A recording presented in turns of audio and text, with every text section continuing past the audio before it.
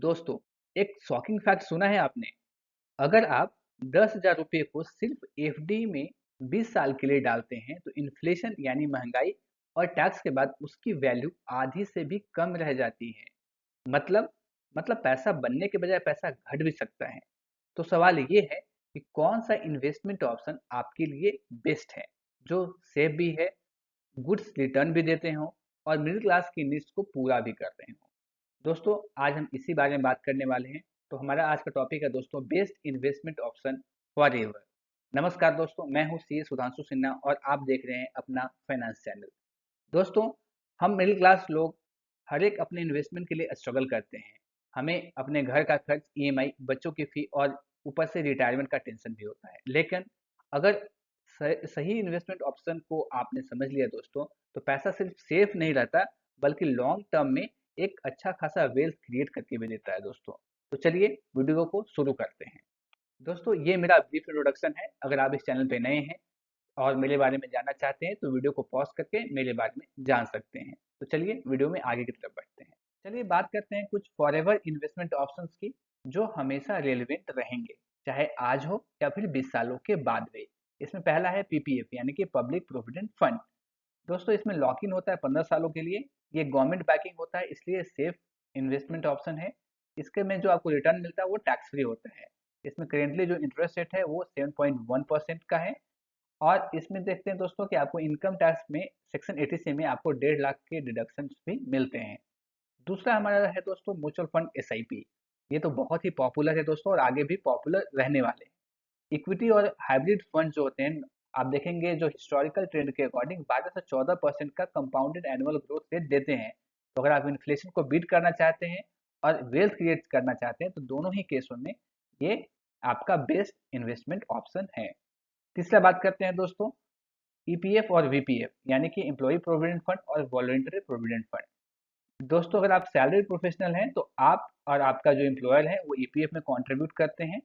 और ये जो वॉलंटरी प्रोविडेंट फंड होता है ना दोस्तों, वो नॉर्मली ईपीएफ का ही एक्सटेंशन होता है, जिसमें आप अगर वॉलंटरी बेसिस पे कुछ और कंट्रीब्यूट करना चाहते हैं तो आप इसमें कर सकते हैं।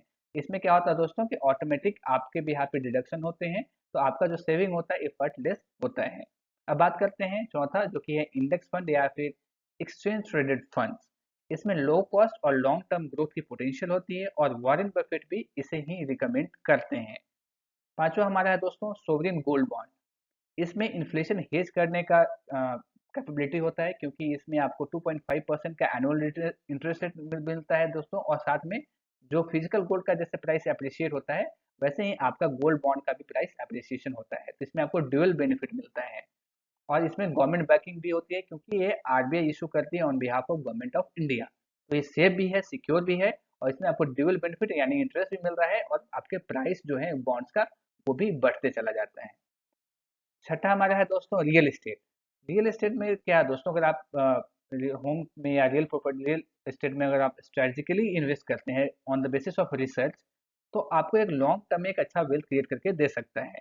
लेकिन आपको ये पता होना चाहिए कि हर जगह रियल एस्टेट बेस्ड नहीं होता। आपको इसके लिए अच्छे से रिसर्च करना पड़ेगा, ताकि आप एक लॉन्ग टर्म में एक स्ट्रेटजिक वे में आप अपना इन्वेस्टमेंट रियल एस्टेट में कर सकें।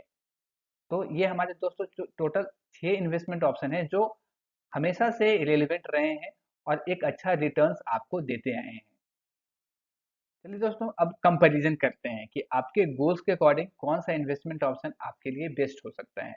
अगर आप अपने सेफ्टी के पर्पज से अगर देखते हैं कि आपका इन्वेस्टमेंट सेफ हो, उसके लिए पीपीएफ और ईपीएफ एक अच्छा ऑप्शन है, क्योंकि इसमें आपको गारंटीड रिटर्न मिलता है, गवर्नमेंट के द्वारा बैकिंग होती है, और आपके लिए रिटायरमेंट प्लानिंग के लिए या फिर कंजर्वेटिव इन्वेस्टर के लिए ये बेस्ट होता है।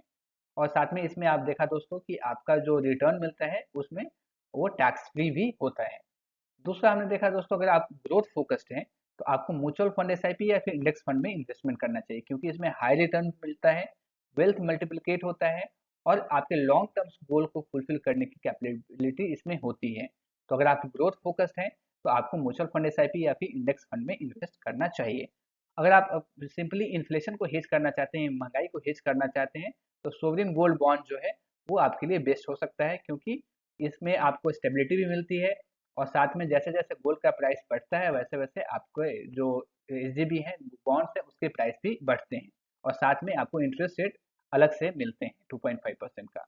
अगर आप लिक्विडिटी फोकस्ड है, ये आपके पैसे लिक्विड होने चाहिए, जब आपको जरूरत है तब आप पैसे निकालना चाहते हैं, तो एफडी और आरडी आपके लिए बेस्ट ऑप्शन हो सकता है। मान के चलिए आप इमरजेंसी फंड क्रिएट करना चाहते हैं, या फिर शॉर्ट टर्म्स का गोल है, या इमीडिएट एक्सेस आप चाहते हैं, उस केस में आपको फिक्स डिपॉजिट या फिर रेकरिंग डिपॉजिट में इन्वेस्ट करना चाहिए। दोस्तों, मिडिल क्लास इन्वेस्टर कुछ कॉमन मिस्टेक्स करते हैं जिसे आपको अवॉइड करके चलना है। पहला, सिर्फ एफडी पे डिपेंड रहना।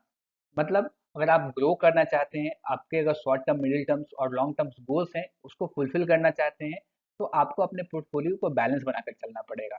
आपको कुछ पैसे एफडी में, कुछ पैसे स्टॉक्स में, कुछ पैसे म्यूचुअल फंड में, कुछ पैसे पीपीएफ में, अपने रिस्क एपेटाइट को समझकर अपने गोल्स के अकॉर्डिंग आपको इन्वेस्टमेंट करते रहना पड़ेगा दोस्तों। दूसरा क्या है, आप गलती क्या करते हैं कि इंश्योरेंस और इन्वेस्टमेंट को मिक्स कर लेते हैं, जैसे कि यूएलआईपी या इंडोमेंट्स प्लान होते हैं, उसमें मिक्स होते हैं। लेकिन आपको समझना पड़ेगा दोस्तों कि इंश्योरेंस और इन्वेस्टमेंट दोनों का पर्पस अलग होता है। तो अगर आप इंश्योरेंस लेना चाहते हैं तो आप अलग से हेल्थ इंश्योरेंस या फिर टर्म इंश्योरेंस ले लें, और इन्वेस्टमेंट को अलग करके रखें, ताकि इन्वेस्टमेंट का पर्पस जो है, आपका जो गोल है इन्वेस्टमेंट का, वो फुलफिल हो पाए। तीसरा, आप जब मार्केट डाउनटर्न्स होते हैं, उसमें पैनिक होकर शॉर्ट टर्म में अपने एसआईपी को ब्रेक कर देते हैं या सेल कर देते हैं। उस वैसा आपको नहीं करना है दोस्तों। जब भी आप एसआईपी में इन्वेस्ट करें, तो अपने लॉन्ग टर्म जो गोल है, उसके अकॉर्डिंग लॉन्ग टर्म आपका कंसिस्टेंट वे में आपको एसआईपी में अपना इन्वेस्टमेंट करते रहना चाहिए। शॉर्ट टर्म में आपको पैनिक नहीं होना चाहिए दोस्तों। चौथा बात करते हैं कि जब भी आप इन्वेस्टमेंट प्लान करें, तो अपना इन्फ्लेशन पे क्या है, उसका महंगाई पे क्या इम्पैक्ट पड़ रहा है, और अब उसमें टैक्स का क्या इम्पैक्ट पड़ रहा है, ये दोनों को कैलकुलेट करके इन्वेस्ट करें, ताकि आप कैलकुलेटेड वे में अपना इन्वेस्टमेंट का रिटर्न समझ पाएं। तो दोस्तों, बेस्ट इन्वेस्टमेंट ऑप्शंस फॉरएवर वही होते हैं जो सेफ भी हो, टैक्स फ्रेंडली भी हो, और इन्फ्लेशन यानी महंगाई को बीट भी करे। मेरी personal recommendation middle class family के लिए है कि वो एक कॉम्बिनेशन बनाइए, जहाँ पे आप अपने इन्वेस्टमेंट का 40% सेफ इन्वेस्टमेंट में इन्वेस्ट कीजिए, जैसे कि पीपीएफ, ईपीएफ हो गए।